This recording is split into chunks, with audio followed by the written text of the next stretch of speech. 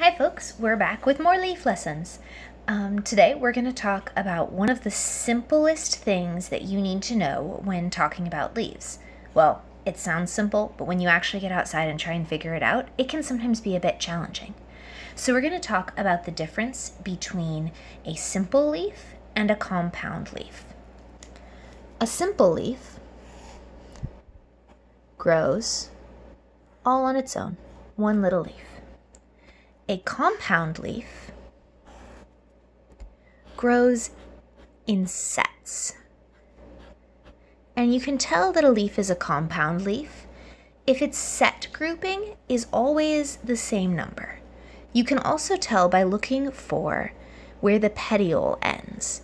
On a compound leaf, there won't be any stipules until way down here, if they have them. There won't be any like where this leaf ends. So let's look at that with some real leaves.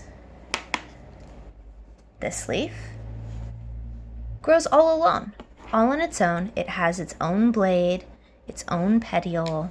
This would be a simple leaf.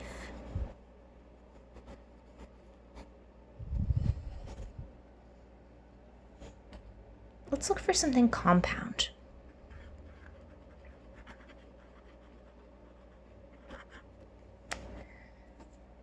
This guy. Do you see how way down here you can see the curve where this was connected to the main body of the plant? Every single piece of this plant is made with this same setup. Now, this is where it gets tricky. Do we say that all of this is one leaf? Do we say that this little piece here is one leaf and this is one leaf and this is one leaf? That's what my brain tends to say, is that each of these is a leaf. But I'm not sure that's accurate. It might be that technically this entire thing is a leaf. Either way, though, this is definitely compound, right? There's definitely more than one leaf involved in this. This is definitely some sort of compound. This one is what I was thinking of when I drew this little picture.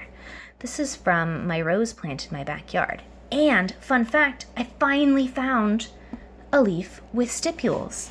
Remember, stipules are the two little baby leaflet things that are sometimes at the bottom of the petiole, of the little stalk that attaches? Those right there are stipules. They are not part of this lesson, but I am so excited to have finally found one that they are now. Stipules.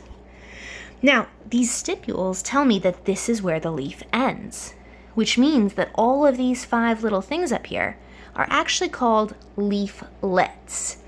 Remember that suffix, that bit on the end of a word, let, means like the little version, like a piglet is the little version of a pig. So a leaflet is the little version of a leaf. On the rose, each compound leaf is made up of 5 leaflets. Right? Simple leaves come alone, compound leaves come in groups, and sometimes there are tricky things where we're not quite sure where one leaf starts and one leaf ends. Let's investigate really closely for clues together.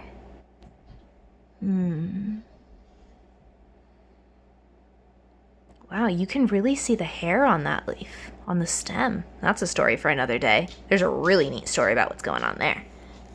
For now, get those words compound and simple into your journal somewhere for talking about leaves. Go look in your yard and see what's more common. Are there more simple leaves or more compound leaves?